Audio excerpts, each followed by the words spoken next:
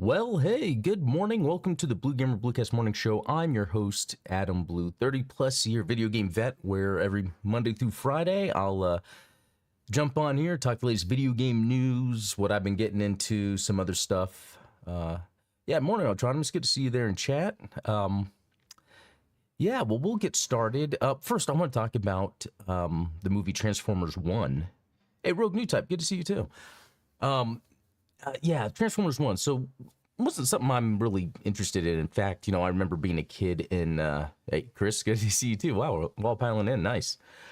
When I was a kid, I'd watched the Transformers cartoon, but I wasn't really into Transformers. I don't know if it's because the sentient robot thing. That's why I like Gundam. People are piloting the robots. But anyway, I've seen those live action movies, and they're okay. I've seen some of them. But yeah, the Transformers one, I've just been wanting to go to the movies with the family more, and so I got like the Cinemark movie pass, and you get points, and kind of makes it a better experience because it can get expensive. But anyway, while it started off having kind of those family friendly CGI sort of vibes, as it went, it got pretty dark. The story got pretty serious and layered, and just seeing the transformation, no pun intended, pun intended maybe, of Megatron. That was amazing. So this movie was like way better than I thought it would be. Really well done story. The acting, the voice acting, everything. The only thing to me is, seeing all these sentient robots on a robot planet, like that is very fantastical for me. So it's really hard for me to find like a grounding to take a story seriously, but just the way they pulled it off. I'm super surprised. Hey, Steven, good to see you in here too. Yeah, you've heard good things. Yeah, so it really is good. I was shocked, surprised. There better be a sequel continuing what's going on, because the way it ended was amazing. I don't want to spoil too much, but like the story, it's very interesting how much the story does kind of mirror some conspiracies theories in our real world in terms of like the government who's in charge. There's even a line at one point in the film that's supposed to be taken by the audience as a joke, but one of the characters goes, "Yay, I get to work for the government," in context to what happened. It's very interesting that they threw that in there. And a funny thing too is, hey, GMKLX, man, we got a full house on this Monday morning. That's awesome. But yeah, Megalopolis, the other movie I saw, it's funny how much Transformers 1 and Megalopolis actually have similar stories in terms of just structures we live under and how we're being taken advantage of, and then we're finding out the truth, and there's a possibility for a better future. It's very interesting. They're both the same in that regard. Very interesting. I guess maybe that's telling the type of stories that are being told right now, maybe. Yeah. Well, okay. Well, let's get to what I've been playing. Let's hope I got that shared correctly. Yeah, there we go. Oh, look, Predator Hunting Grounds. No, I did not play that. I was planning to. I think I talked about earlier when I tried loading it up, couldn't get anything loaded. But really, all I played, I didn't play too much this weekend. In fact, when I did, it was just the Castlevania Dominus Collection. Not even Space Marine 2, even though I did that Friday. And I got past that part I was talking about, that where it bugged.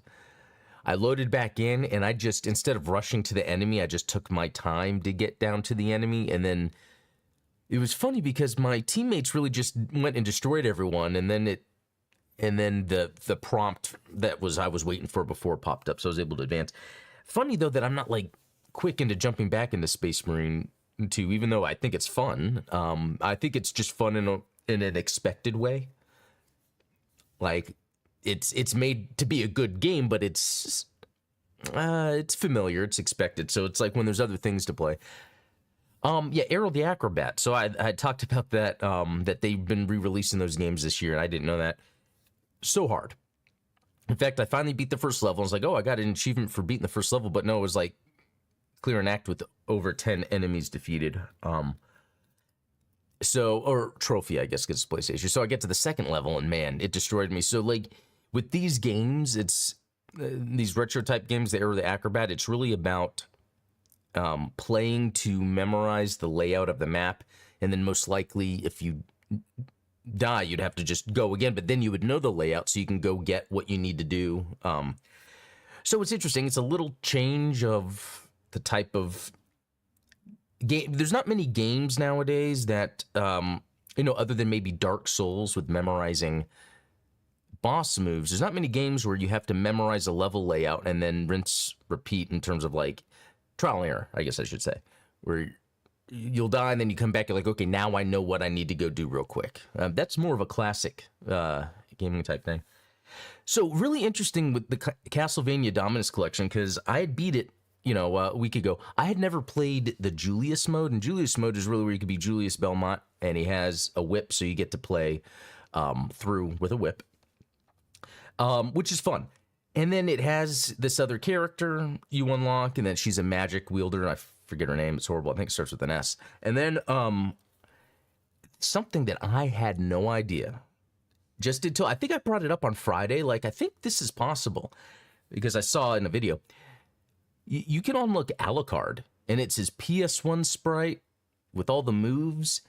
And so what this Julius mode then becomes is a mode where you control 3 characters and switch between them, and they all have different abilities for different needs. What's interesting about the magician lady is that when you attack, you gain health. So it's almost like you could switch to her, like if you're in a situation where you need to try to gain health. But what's really Shinoa? I don't know if it's Shinoa, because I know that's the girl in Order of Ecclesia. So, but what's cool is, you have these 3 characters. They all have different abilities. And so as you're going through the same castle again, so when you're Soma Cruz, you unlock all these abilities that then allow you to do things in the castle. And there's like items, equipment you can pick up. It doesn't do that. It only has a level up system, and then the 3 characters that have their own abilities. And I found this to be a very fun and streamlined way to play, especially because you can almost quickly get to harder parts of the castle. It's a lot harder. And then I'm like, well, I can just farm and level up, and it's actually really fun to do it, really easy to do it. So here's then what I'm getting at. I almost feel like the Dawn of Sorrow Julius mode is the best Castlevania, because you get a whip character, you get Alucard, you get a magician character, and it's an entire castle that you're traveling through.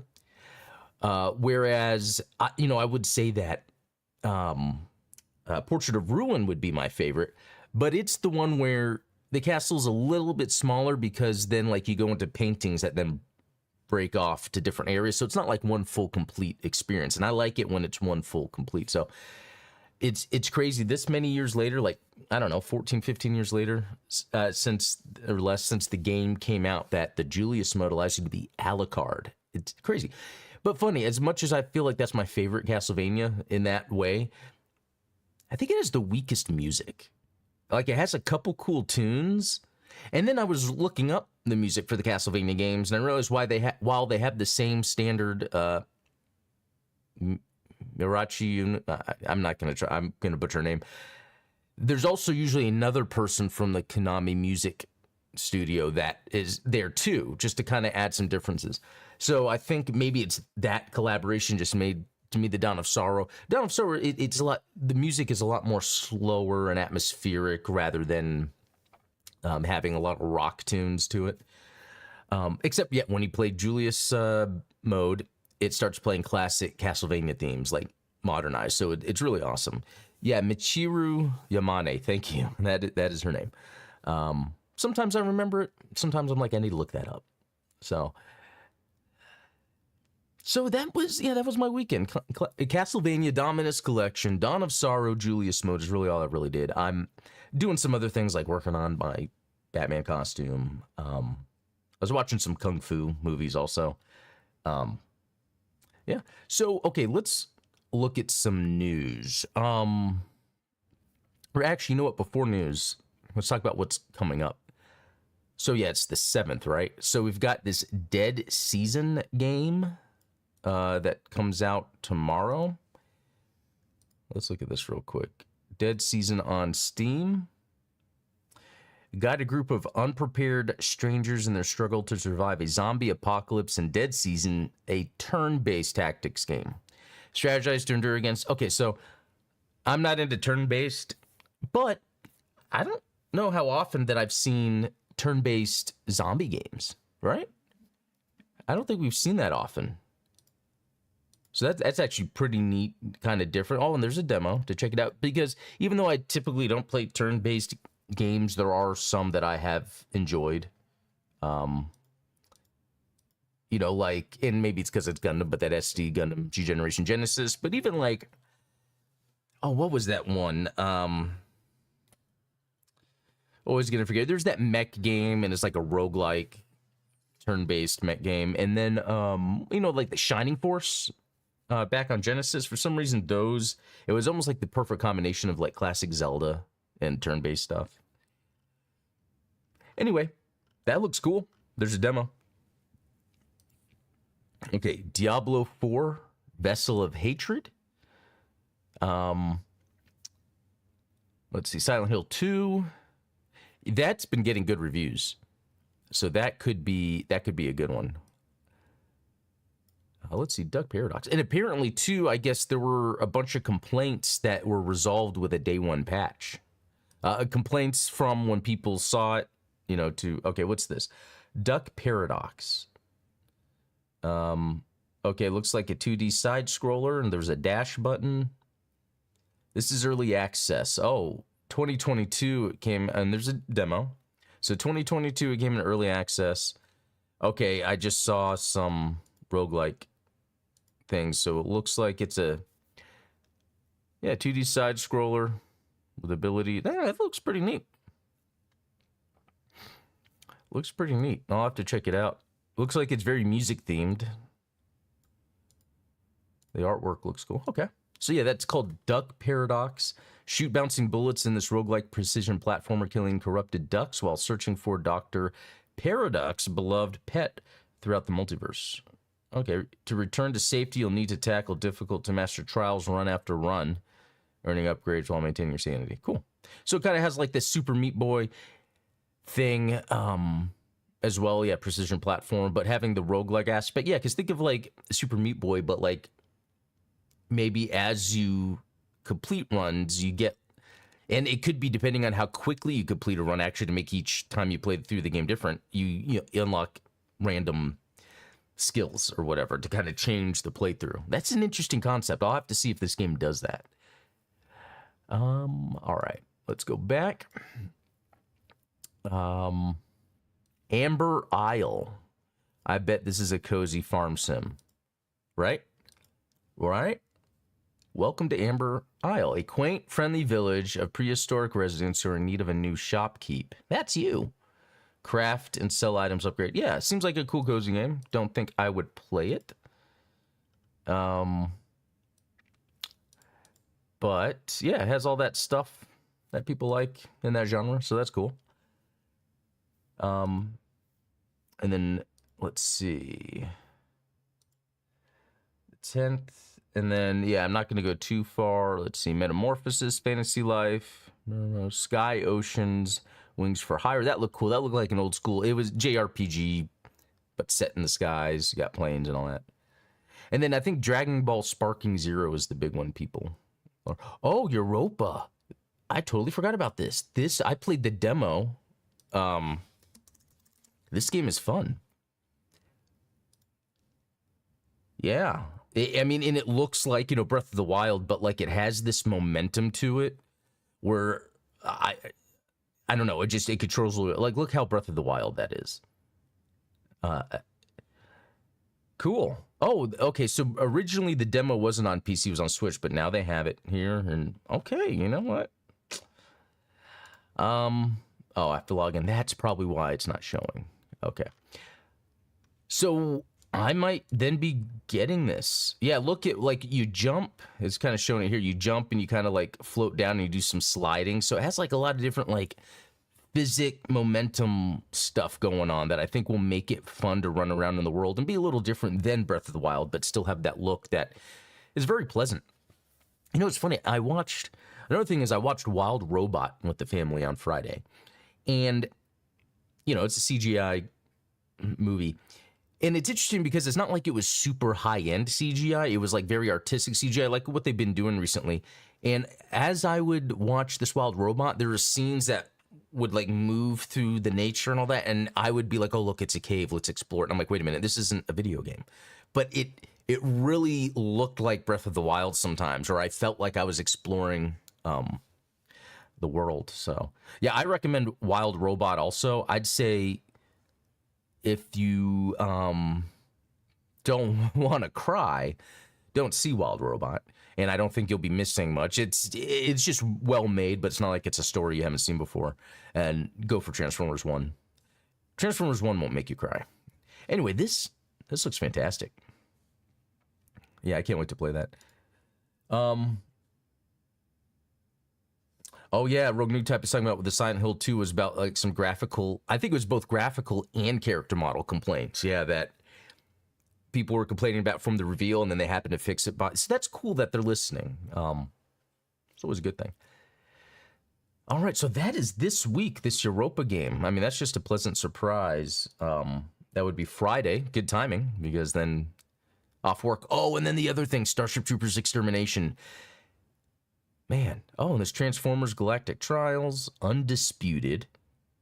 Okay, so, I'm just going to go up to the 11th. But man, there's so many games. But what is this Galactic Trials? I wonder if it's a...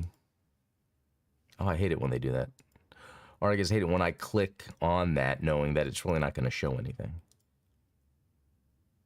Okay, let's see. 3D Clouds, never heard... Oh, and this is based on the movie. Huh. So it's arcade racing and robot combat. Okay, so I'm glad they went this direction, because it could have just been like a platformer. But arcade okay. I'll have to listen to what people are saying, but I like the idea of being it where it's like, just like seeing this, like that looks platformery actually. And then, but you have a jetpack, well, in the movie, so that would be fun gameplay. Like even this, the racing. Okay. I'm gonna have to keep that in mind. Wow, busy weekend, because I was gonna say the Starship Troopers Extermination comes out of early access, so we haven't got it yet. You should get it, because I think it's gonna be $30 more. And it's gonna have the single player campaign with Casper Van Dien as Johnny Rico, and it's a whole new story in the Starship Troopers canon. Of the movie canon, the CGI stuff. Thronefall looks pretty interesting. A minimalist game about building and defending your little kingdom. I'm down for that. Okay, so it came out last year, so yeah, I guess it gets out of early access this weekend. Okay, so this weekend is nuts then. I already have Starship Troopers, so most likely I'm going to play that, but Europa, that looks good. Okay, oh my gosh, so many tabs open. Okay, we're going to go look at some news. This first look at next Halo game built in Unreal Engine 5 revealed. And I don't know if you guys heard that, and I think this is great. In the Halo games, and I don't know how it's going to work, they're going to add a third-person mode. So it happens before you start the match. You have to set it if you want to be in first-person or third-person. Then when the match starts, you're locked to that, which is a great idea. When I was playing Battlefront 2, I played so much Battlefront 2, the newer one. It had the option of first and third person, but normally I wanted to be third so I could see my character. But then there was times when I would switch to first person, and I had the video up, and I'll try to remember to share it again. It's on my channel. If you look up some Battlefront 2 videos, where it was so awesome. Like the clones and I are defending this area, and then characters can be heroes and villains, and then Grievous walks in the room. And I'm like, oh, crap. And he comes at us and comes at me, and in first person, I do a dodge roll past his lightsabers and start blasting him. And it was just, that game, there's no other game that makes you feel like you're in the property it's representing than Battlefront 2. It nailed it. After the updates. After people complained. But, okay, let's get back to this. New era is dawning at 343 Industries. The developer of the current generation of Halo games is rebranding to Halo Studios. One, that's cool. and has announced that it has multiple Halo projects in development. Halo Studios is also moving away from its in-house Slip Space engine to Epic's Unreal 5 for its future projects. Now, that's something I heard about during the development of Halo Infinite. They came across issues that had to do with engines or the engine they were using. And so, like, a lot of the developers say, hey, I wish we were on a new engine, because I think a lot of it was people that were well-versed in that engine had just been leaving, or contractors that, you know, were there temporarily that understood everything would leave, and then no one was really there that was skillful in that engine. So while I'm not crazy about it going to Unreal Engine 5, just in terms of everything becomes Unreal Engine and maybe could be samey, hopefully they could do enough to differentiate it. In multiple blog posts on Halo Waypoint and Xbox Wire, the studio revealed that it had been working on Project Foundry, a research project that had the team build and showcase assets in UE5 for the past couple of years. Halo Studios showed off the new assets in UE5 in a video titled A New Dawn on the game's official channel, giving us our first look on how Master Chief, the Flood, and Covenant's elites, blah, blah, blah. So, we'll look... So, interesting. I mean, that looks interesting. It does look more realistic than Halo. Halo did have a realistic feel to it, but it also had enough of this, like, almost like contrasty brightness to things. Like, this seems to have a lot more detail, which, again, that's kind of a funny thing at the same time, because as they go through and make these games realistic, everything might look the same. And I would say that's one thing with Black Myth Wukong, where Black Myth Wukong looks great, but it's just because they have just photorealistic environments. So I think we're going to get to a point where we're going to see a lot of games using the cool stuff in Unreal Engine 5, but it makes everything just look photorealistic. Might not be as interesting. I think there's going to be a time where, you know, or I guess there's room for both, but I think people are going to be wanting or yearning like more of the artisticness of making something stand out, I guess you could say. Yeah. Oh, Ultronimus is saying, you know, Halo had a clear style, not just realism for realism's sake. Yeah, exactly. And at the time it looked great, but it was just making use of the 3D world, not that, yeah, again, like everything was realistic. To be honest, I don't trust 343 and MS with Halo. Yeah, I mean, really, what it seemed to be, what it's kind of come to be, what we've learned with Redfall and everything, it's just Microsoft has generally been hands-off on their studios, and if the studios didn't really have anything going on, that's kind of why they sold Tango Gameworks. Once the main guy that was leading that team was gone, Microsoft's like, well, we don't have anyone leading that team. So it's like, on one hand, that's actually good. This reminds me of Disney and Lucasfilm. It's like, you have to know you're hiring people that can lead a vision. And while a lot of teams might have good ideas, if there's not really a leader to make it cohesive and work, sometimes it could fall apart. And I think that's what's happened with 343. And that's why they brought, Joseph Staten back for a little bit. And I think they made it better because, to be honest, Halo Infinite was fun, just super lacking in a lot of areas. In the video, we see 3 biomes built to give us an idea of what to expect in Halo's future. The first is a natural biome inspired by the Pacific Northwest with plenty of vegetation, natural formations, including waterfall. The second is a snowy, cold lands, showcasing extreme weather effects and deformations in the snow, showing off UE5's lumen reflections. The third location is Blight Lands, a world that the Flood has taken over. Okay, so you get, it's funny to look at this Master Chief, because what it looks like, and I guess maybe this is a good way to explain what they're going for, is if someone took the 3D model from Halo, then 3D printed it, and then you have natural lighting on it to make it look realistic. That's kind of what's going on. Well, I think that's kind of what the Unreal Engine sort of succeeds in. The decision to move to Unreal Engine comes after multiple reports over the past few months detailing 343's industry's problems with the Slip Space engine, coupled with multiple layoffs and studio restructuring last year. Previously, the developer was building on top of legacy tools while simultaneously creating game content, which led to the bottlenecks in the production pipeline. Following Project Foundry, Halo Studios will also expand its team, and with a centralized pipeline for asset creation in UE5, the studio is aiming to have multiple teams work on different projects simultaneously. One of these may have already been revealed, as a recent report claimed that Xbox is working on a Halo remaster for PS5, and there's a report of some Halo Master Chief Collection news coming. I think they said the 11th. I don't know if that's related to Halo Master Chief Collection, Unreal port. I don't know. That's interesting. Let's see. Halo Infinite's promise of being the central hub of Halo content for a decade is dead. Initially, we were promised that future Halo stories would be launched from within Halo Infinite, and the first tease of that came in the form of a cliffhanger ending of Infinite's campaign. Master Chief's next adventure will take a bit longer to revive. That's the thing. I really expected there'd be more. There's even there's an island in Halo Infinite that's barren, and it has like a couple enemies on it. And it's like, wait, that's a whole other area that they could have content. So when you're in that world, even though it's a great idea, it just looks unfinished. Anyway, I'm a huge Halo fan, so I am all about them doing whatever they can. You know, Microsoft also announced recently they have a new research division where it's really all about understanding what gameplay mechanics people are looking for, how to integrate them into games, what they need. That's interesting. That looks like a Halo 4 model, Master Chief mixed with, I don't know.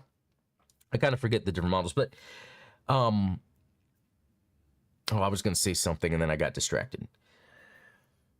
Yeah. Luck Halo. Hope the next one's good. That's all we can ask for. All right.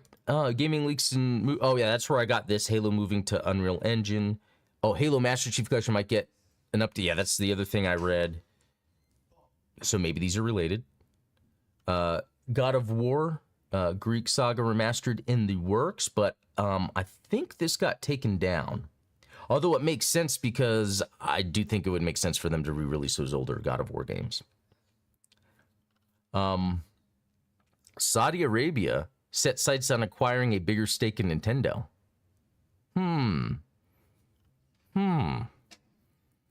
With all these Nintendo things, that's a little odd. Let's see, there's a leak. I won't click on that.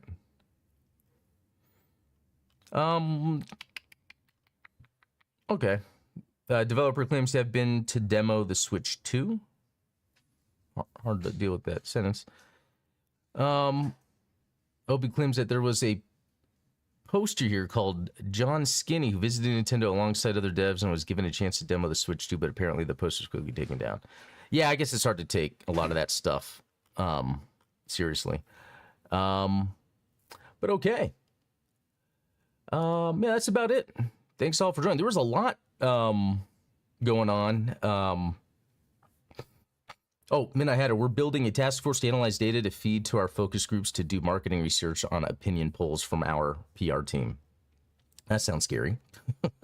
Yeah, well, and I think that's kind of the point. What they're trying to do is this research division is actually trying to more, I wonder how much it is like combing through social media and determining, okay, this is a good point. This is not a good point. This is, because within social media, there are people that make good points, but sometimes there's a lot of complaints that are not. So hopefully, yeah, every single word of that hurt. That was a great corpse speak right there.